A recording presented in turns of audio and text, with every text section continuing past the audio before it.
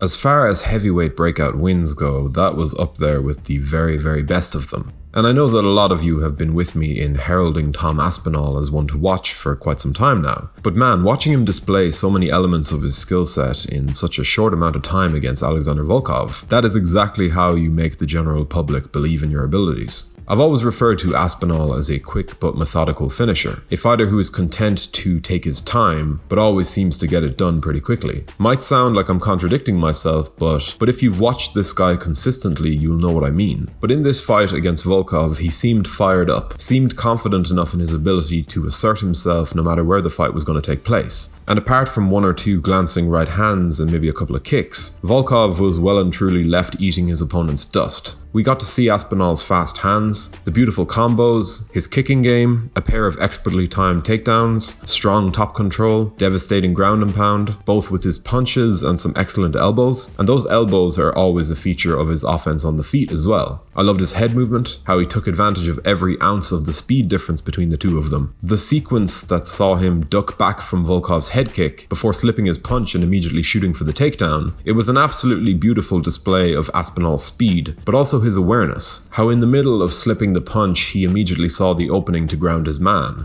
the decision that set up the fight's conclusion. And of course you'd be forgiven for thinking that Aspinall is primarily a fast-handed striker, which I suppose he is, but his prowess as a Brazilian jiu-jitsu practitioner has always been a very solid foundation. And with that win, Tom Aspinall records the biggest victory of his career, a victory over a legitimate veteran of the division who holds some pretty serious weight. Volkov's been around that top 10 for quite some time, beating some excellent names. One of the main themes of most of my heavyweight-centric videos of late is that finally, after what seemed like an eternity of mediocrity, and I mean that in relation to the other divisions in the UFC, finally it seems like the most prestigious weight class in the sport is picking up steam, with a fresh batch of new contenders coming through. You've got the excitement of a guy like Tai Tuivasa, a fighter who is certainly on the rebound after a tough spell, and even if he's known as much for his fun personality outside of the cage as he is for his skill set inside of it, I wouldn't be overly confident in saying that I know where his ceiling is. He's got some serious X factors and age is certainly on his side.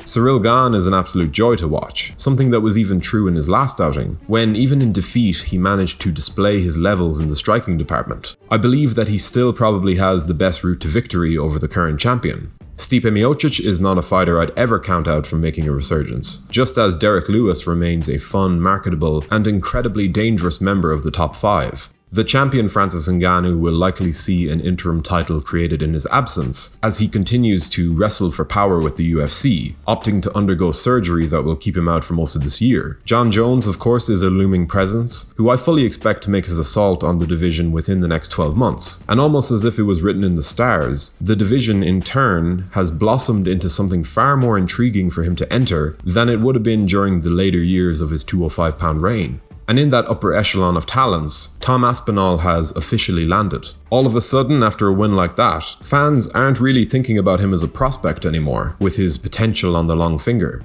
No, Tom Aspinall has well and truly arrived to the party. On a quick side note, if you're enjoying this content and would like to stay up to date with all of our weekly uploads, be sure to subscribe to us, the heavyweight kings of MMA YouTube now. Also, we recently set up a Patreon account, so if you want to help support the channel, the link is in the description. The general consensus, which I absolutely agree with, is that Aspinall is a live dog in this title race. And when I see 3 guys within reach of a title shot who have real potential to be champion, that's when I know we're getting somewhere, in terms of the division and its health. We all know Jon Jones has a shot at doing it, just like Ciryl Gane could beat Francis. And I do think that Aspinall now joins them in that tier. And that's before outside picks like Stipe, Lewis, Tuivasa, and even Blades come into play. That is the sign of a strong division right there, folks. I think Aspinall is one fight away from a title shot, and though it pained my heart to hear his call out of Tai Tuivasa, because of the fact that I'm a fan of both, it does make sense to some extent. But to be honest, I would rather see each of these 2 young rising prospects taking on a member of the older guard before colliding.